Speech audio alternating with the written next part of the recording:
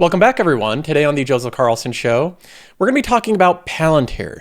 Palantir has had an incredible year. The stock is up 121% this year. So it's been a good one for Palantir investors. This has been one of the best stories. It's been riding the AI wave.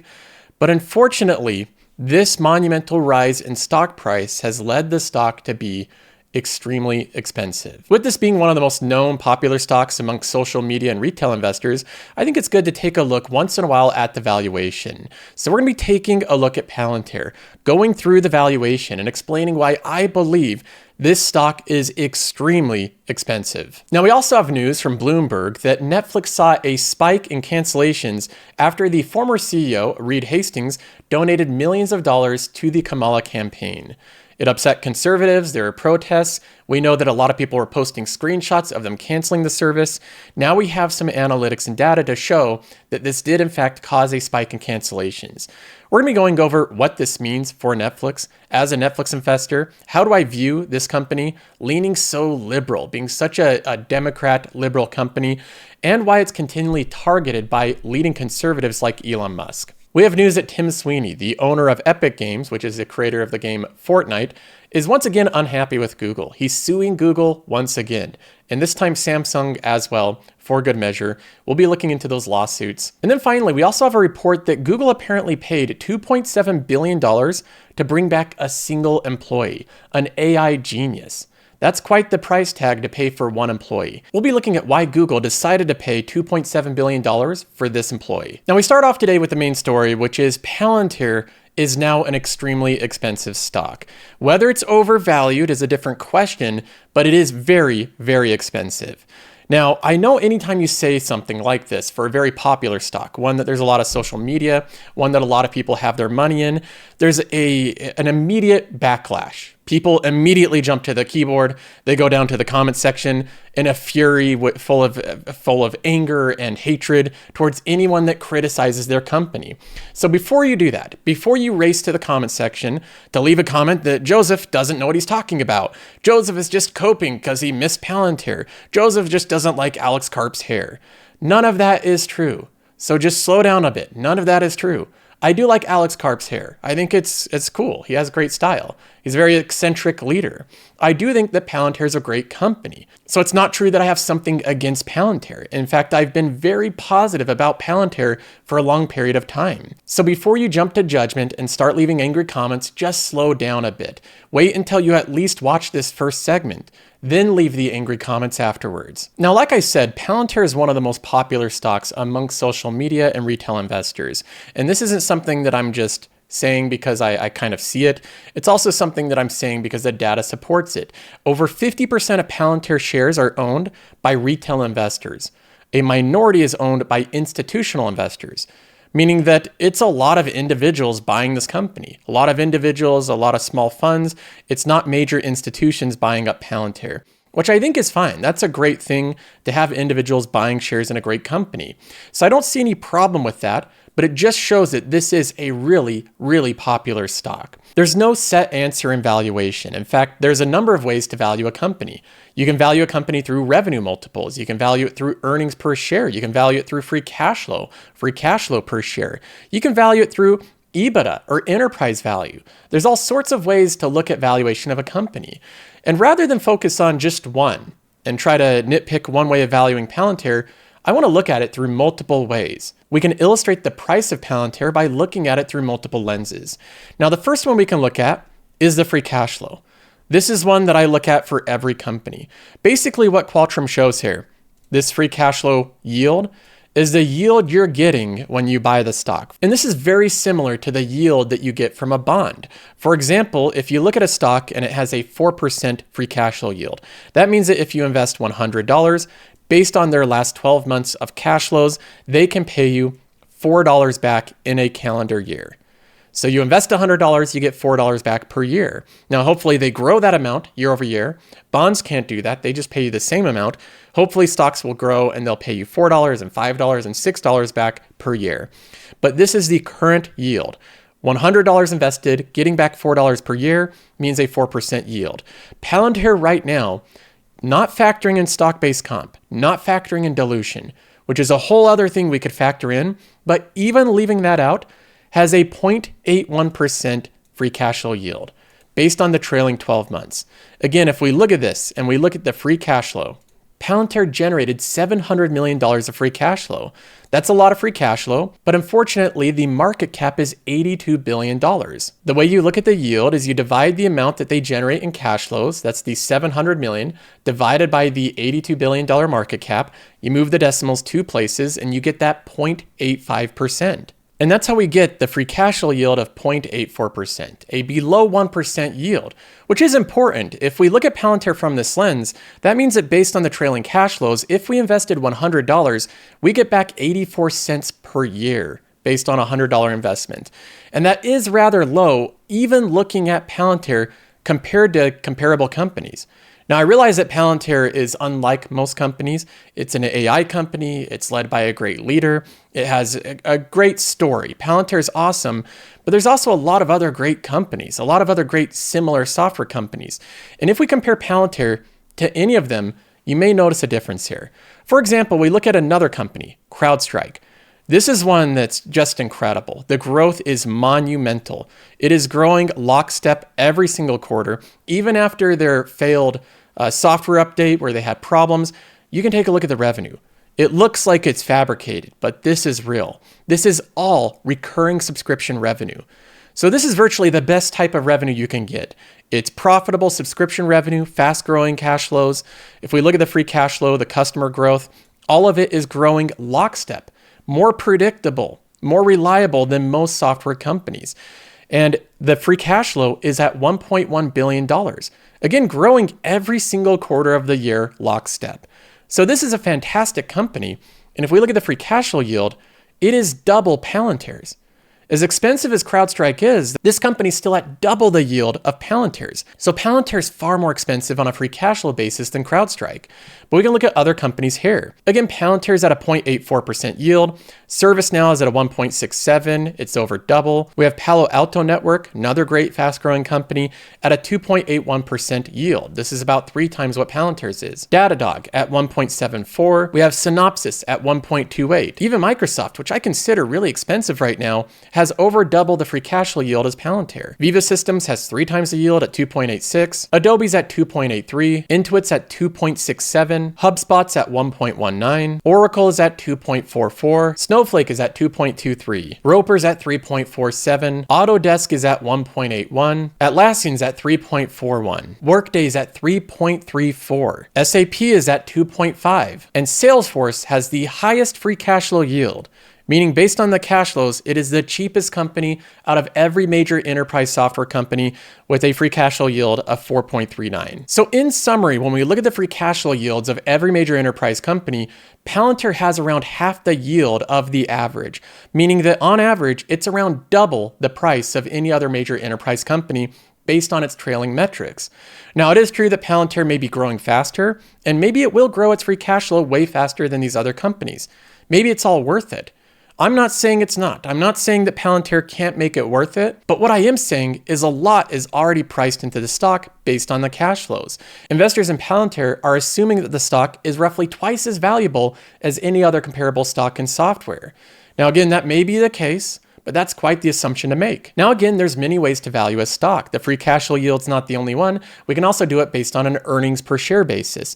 This is where you take the next 4 quarters of the analyst estimates, and then you see the multiple that investors are paying for those next 4 quarters of earnings. With Palantir, the forward PE is currently 87.8. So it's almost pushing a 90 forward PE ratio. We can look at other, again, very great companies, ones like CrowdStrike that have huge total addressable markets. They have all subscription revenue. They're growing very fast. They have still very fast revenue growth that is faster than Palantir's revenue growth. And this stock is still trading at a lower PE ratio. We have one like ServiceNow at a 53. Again, that's compared to Palantir's 88. We have Cadence Design at a 39.4 PE. We have Palo Alto Network at a 53. We have Datadog at a 58. Synopsys at a 34. Microsoft at a 32. Viva at a 34. Adobe at a 25. Intuit at a 32. HubSpot at a 59. Oracle at a 26. Snowflake at a 38. Roper at a 27. Autodesk at a 33. Atlassian at a 48. Workday at a 35. SAP at a 33. And Salesforce at a 27.8. So once again, we find that Palantir has a multiple on its earnings that are roughly double the average of every major enterprise software company, many of which are growing really fast. They have free cash flow that's growing quickly. They have very resilient business models. But Palantir is still worth roughly double. Now, again, you may say that Palantir so far really shouldn't be judged on an earnings basis or even a free cash flow basis, because so far they're just trying to land contracts, they're trying to grow their revenue and grow their reach. They're not super focused on generating profits today. And that may be the case. That's the case often with software companies that are still in the expansion phase. But there's also ways to value it based on pure revenue multiples based on the enterprise value to sales. Sales is another word for revenue. If we look at the relative valuation of Palantir compared to other enterprise software companies on an enterprise value to revenue multiple, you'll notice that one sticks out a little bit from the others. We have here all these companies that we've been looking at, all of these great companies with wide moats, resilient business models, and most of them trade at an enterprise value to sales multiple of around 9.9 times. That is the median across the industry. So just shy of 10 times. Palantir's enterprise value to sales multiple is 27.7. It's over double the median of all of these companies. And in fact, it's far more than anyone even close. Even CrowdStrike, for as expensive this company is, it has an enterprise value to revenue multiple of 15.3 against Palantir's 27.7. This should paint a stark picture of what's currently being priced into this stock. And you'll notice here that the one that's supposed to be the loser of Palantir, the one that has all the gloomy sentiment right now, is Salesforce, which on almost every metric is currently the cheapest enterprise stock. But this stark visual should be a reminder of what you're paying for a company. The reason I bring up all of these visuals is just to illustrate that this company is expensive when you base it off of any relative investment. Palantir is expensive on a free cash flow yield basis. Palantir is expensive based on an earnings per share basis, and it's expensive based on a revenue basis. No matter which way you slice it, this company's trading at an extremely rich valuation. Now, I've been very careful in both the title of this video and in the video itself to use the terms expensive and cheap, not the terms overvalued and undervalued, because a company can be expensive and still be undervalued. We've seen examples of that before, where a company looks incredibly expensive and it turns out it was still undervalued at the time. That's happened before. And I'm not saying that that can't happen with Palantir.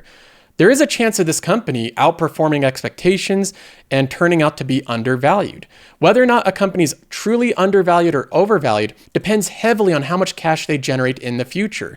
Since we don't perfectly know the future, we don't perfectly know if a company's overvalued or undervalued. But judging whether or not a company's expensive or cheap, trading with high expectations or low expectations is based on history. Now, I don't bring up any of this to attack your stock or to bum you out if you're invested in Palantir. I promise you that's not the goal. In fact, I've been in the same situation before with some of the companies that I own. For example, Costco. Costco is a very expensive stock based on almost all of the metrics. You look at it at a free cash flow yield, and it's at a 1.8%. It's not nearly as expensive as Palantir, but for a company that's more established, it's a larger chain, it's a company that's a retail company, 1.8% is very expensive. It also trades at a 50 forward PE ratio, which is around double what Walmart and Target trade at. So Costco stands out just like Palantir as being a very expensive company, and I still refuse to sell it. So I knowingly hold a very expensive company. When I look at my portfolio, I look at the companies I hold. I've held Costco for such a long period of time. It's been such a great stock. It's just continued to grow its earnings, grow its cash flows, pay huge dividends at the same time. I'm so much in the green on this stock that I just don't feel like selling a company that has so many things going the right direction. So in many ways, I feel very similar with the way that I hold Costco today, that I think the same way many investors in Palantir feel, where the stock has done so well, you know it's trading up to a very rich valuation, but in many cases, you might just choose to hold on to it anyway. And I respect that decision. The one risk of holding a company like Costco, or holding one like Palantir, one that's trading at a very high multiple and a rich valuation, is there's no room for mistakes. There's no room for any holes in the armor of these companies. If Costco is to show any real weakness at all, any problems with the business model, any new competitors that are really threatening its business model, this stock would crater. The stock could go down from a 54 PE to a 30, going down 40% in value. It could go down even further. Costco is currently priced to not have any major challenges or mistakes, and I hold Costco believing that it's not going to have any major challenges or mistakes. I'm extremely confident in the future of the company. I think it's one of the most proven, resistant, all-weather businesses that exist today. So I'm okay holding the company at a high valuation because I think the chances of something wrong with it, something challenging happening with it, are extremely slim. Palantir is currently priced the same way. Palantir is priced in a way where if investors find themselves having any concerns about the future, any changes in forecasts for future expected growth, any problems with competition, any negative turn in their story, and this stock is going to sink. It is not priced for negativity. Palantir is currently priced to have an extremely prosperous future. We also saw the same thing from Morningstar. They're bullish on the stock's future. They think it has a great future, but they're concerned about the valuation. From a valuation standpoint, while our forward-looking estimates testify to our optimism on the name, we remain skeptical of the exuberant valuation at which Palantir is trading. Even without factoring in the sharp rise in the firm's stock price after hours, Palantir remains the most expensive software company in our coverage, with an enterprise value sales multiple of around 20 times. Now it's getting closer to 30. We'd caution investors that sky-high expectations baked into the firm's current valuation, any small bump on the road can crater the stock price. And they're of course correct in that statement. Any bump in the road can cause a huge problem for Palantir. So overall, that was basically it. I thought it'd be good to check in on Palantir as I've been following this company for years and give some updated thoughts on it. Right now, again, I'm not bearish on the company. I think they're doing a great job. I like their product roadmap. I like that they're taking over market share. I like Alex Karp as a leader. I've been impressed by him. So I like this stock a lot fundamentally, but I also think it's good to compare that against what's currently priced in and try to do updated analysis on the risk and reward. And right now, Palantir has shifted into that bracket where I think there's a lot higher risk in valuation than there was just a couple years ago. But I'll continue to follow it along and see how it develops. Now let's go ahead and move on to some news stories here. The first one is we have an update on the news that I covered a couple weeks ago.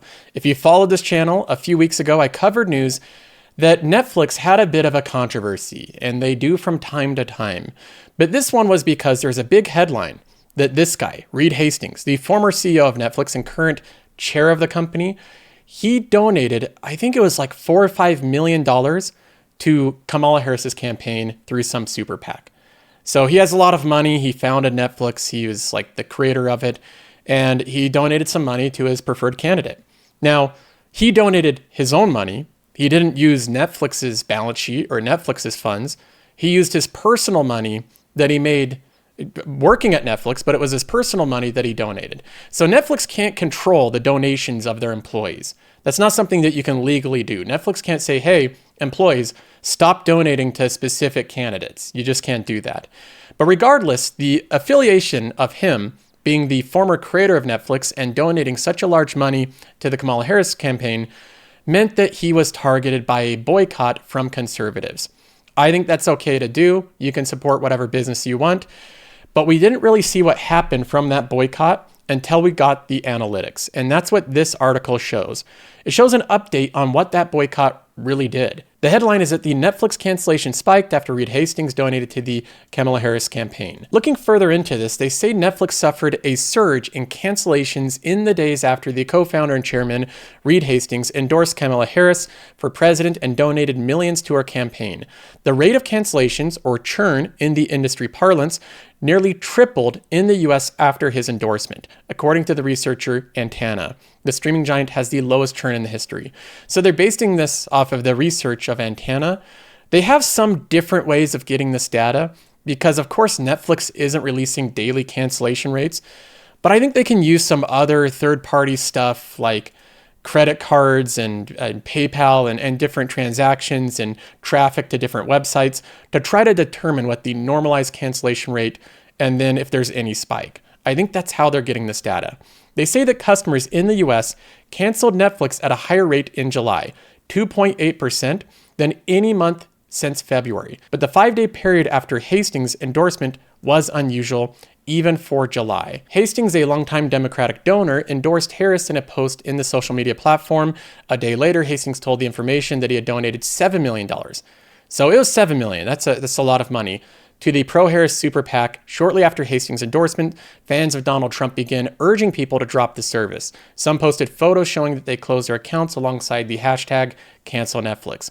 3 days after the donation became public, July 26 was the single worst day for Netflix cancellations this year. So this looks bad for Netflix. Having any spike in cancellations is never a good thing, especially when the company is so dependent on their subscriber number. We've seen this in the past. Netflix is reporting their subscriber number until the beginning of 2025. So they're still going to be reporting it next quarter, which is coming up in just a month. If there is a spike in cancellations and Netflix reports a lower amount of subscribers than expected, that could cause a sell-off in the stock. And we've seen this before. They say the spike in cancellations at Netflix lasted just a few days.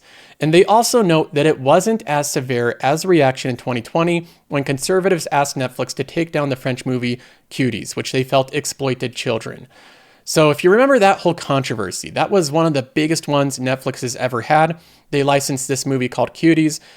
I haven't watched it, but a lot of people are very upset with it because it potentially exploited children.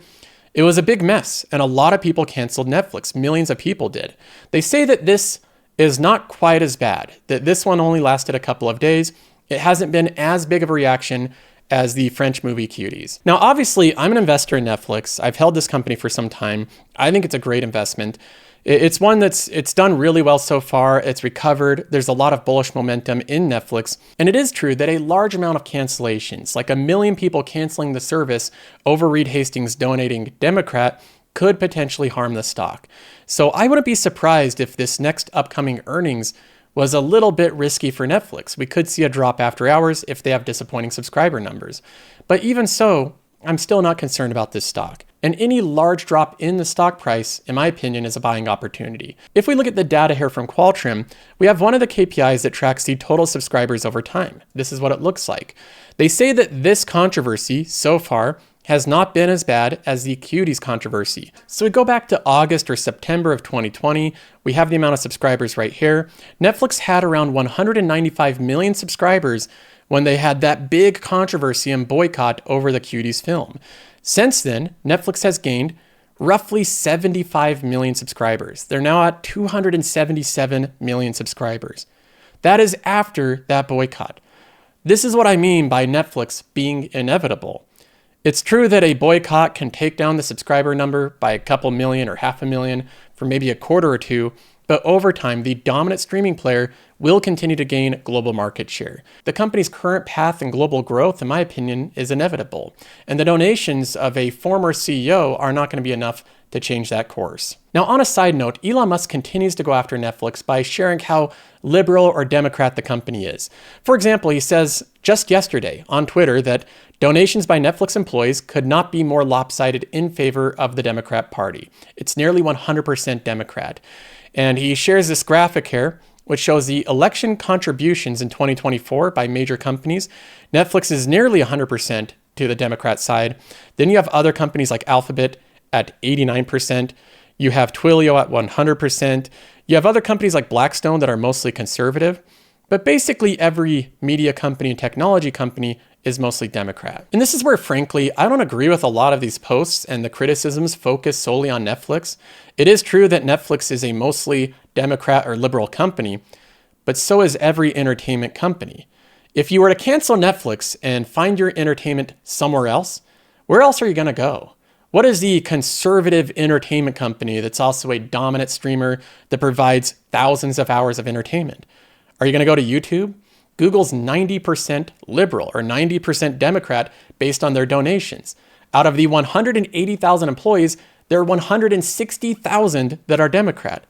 So YouTube is not some conservative bastion. It's not some conservative place to go. Are you going to go to Warner Brothers Discovery? It's almost 100% Democrat. Are you going to go to Peacock with NBC? Do you consider that a conservative company? Of course it's not. Companies that are in show business and entertainment are mostly liberal or Democrat. Companies that are in agriculture, oil and gas, trucking, farming, those are mostly conservative. So this mostly just speaks to the industry these companies are in and the headquarters of where they're located. I also disagree with the caricature being painted here that Netflix is just a leftist company, making content only for Democrats or liberals. It sure doesn't seem that way with many of the pieces of content they're putting out. They invite on people like Joe Rogan, Bill Burr, Dave Chappelle, Shane Gillis. These are people that I don't think are necessarily right-wing, but they're also not extreme leftists by any means. So I think Netflix tries to create content that is consumed by everyone. It's a global company. They're going to have some content that appeals more to the right, some that appeals more to the left. And I have to believe that this boycott, because of this donation, will likely be forgotten about in a few months. Now moving on, we get to the story that Google is once again being sued by Tim Sweeney, the owner of Epic Games, which is the creator of the popular game Fortnite. He has sued them before. They note that he has actually won the case in the past December, and Epic is now suing them again. The Fortnite game developer has filed a second antitrust lawsuit against Google, and now additionally Samsung, accusing them of illegally conspiring to undermine third-party app stores. So they're accusing them of a conspiracy here. That's quite the accusation. But let's take a look at what Samsung and Google are doing. The lawsuit revolves around Samsung's auto blocker feature, which now comes turned on by default on new Samsung phones. While it's turned on, it automatically keeps users from installing apps unless they come from authorized sources, namely Google and Samsung's app stores. So unless you download something from the Google or Samsung app store, it gets blocked by this auto blocker feature. Epic claims that there's no process for any rival store to become authorized. They have a screenshot here showing, if we zoom in on this, it shows an example of this being blocked. It can't install the app from unknown source. Auto blocker is on. To keep your phone safe, you can only install apps from authorized sources. That seems, when I first look at this headline, a lot of times what Tim Sweeney complains about, I think is not realistic. A lot of times he's complaining about stuff where I don't think he has a serious complaint. But this is one of the cases where I actually agree with him. It's blocking the download of the App Store, but it's also not giving you just a permission. It should be more like Windows 10 or 11, where it says, hey, this is from an unauthorized source. Are you sure you want this developer to be able to make changes to your device? And then you have to okay it. That's a permission, and it allows you to just one click, download the thing and let it make changes to your device. In this case, it looks like it's not only saying, hey, you don't have permission for this, but you can't easily give it permission on this screen. And that's the big thing that Tim Sweeney is upset about. Epic claims that it now requires an exceptionally onerous 21-step process to download a third-party app store onto the Samsung phone. Now, I haven't confirmed if it's really 21 steps, but if it was, that seems ridiculous. I would agree with Tim Sweeney there. They say while saying it's 21 steps seems like an exaggeration, on Epic's own website, they claim that you can turn off this auto blocker feature in just 4 steps. Now, in my opinion, either way, that's too many. You shouldn't have to take multiple steps. It shouldn't be a multi-step process to download an extra app store. They say not only does the auto blocker prevent me from installing the new Epic Game Store, but the can't install app pop-up no longer tells how to turn auto blocker off. So user wants to download Epic Games apps. They want to download the Epic Game App Store. They go to download it. It says that you can't because of the auto blocker feature. And then you're just left to figure it out yourself. You have to go to Google. You have to Google how to turn off the auto blocker feature to download Epic Games Store. Then you have to go to Epic Games website and go through 4 steps. So this does actually feel like Google and Samsung are doing what they can to create as much friction as possible in downloading this other store. Tim Sweeney says this thing is not designed to protect against malware, which would be a completely legitimate purpose. The thing's designed to prevent competition. Now, in reading this headline, I originally didn't believe I'd be agreeing with Tim Sweeney, but in this case, he's right. This isn't some protective measure that Google and Samsung's taking to protect you from viruses or malware. They are doing this to create as much friction as possible, as much confusion in downloading a competitive app store. And I think that this argument is going to appeal to the judges. If I had to guess right now, I think Epic's going to win this one too. Now, this isn't a headline you see every day. Google paid $2.7 billion to bring back an AI genius who quit in frustration. This is the guy here. I had no clue who he was until I read about this story. But apparently he's so worthwhile to Google that they paid nearly $3 billion to bring him back. They say that at a time when tech companies are paying eye-popping sums to hire the best minds in artificial intelligence, Google's deal to rehire Noam Shazer has left others in the dust. Now again, I didn't know who this was, but apparently he's authored a lot of papers on AI. He's someone that's kind of like a thought leader in it. He co-authored a seminal research paper that kicked off the AI boom. He quit Google in 2021 to start his own company after the search giant refused to research a chatbot he developed. When that startup, Character.ai, began to flounder, his old employer swooped in. Google wrote Character a check of around $2.7 billion, according to people with knowledge of the deal. Within Google, Shazer's return is widely viewed as the primary reason the company agreed to pay multi-billion-dollar licensing fee. So the story goes that this guy worked at Google. He was one of the main research guys, one of the geniuses behind this. He got frustrated because Google wouldn't let him go his own direction within the company. He starts his own company, Character AI, which has trouble. It flounders, in their own words. And then Google, wanting to get his talent back, buys the entire company, but mostly just for him. Google really doesn't care that much about Character AI or licensing what they created. They just want Shazer back at the company. Now, the article goes further through the story of this guy, how he got frustrated with the company, him coming back to Google, and of course him helping to create new AI creations and innovations at Google. But I think overall, the biggest point I'd stress is just the headline of this article. It really puts into picture how much money these companies are willing to spend and invest in AI. $2.7 billion to get back one employee, one talent. He's not an executive, he's not leading the company, but they need his talent for AI. And it shows that AI research and AI spend is reaching a boiling point. Companies are spending more and more money on AI every single day, and so far the revenue and profit they've generated from that spend has been questionable. So over time, we'll get to see if all of this AI spend is really worth it. That's all for this episode. Hope you enjoyed. See you in the next one.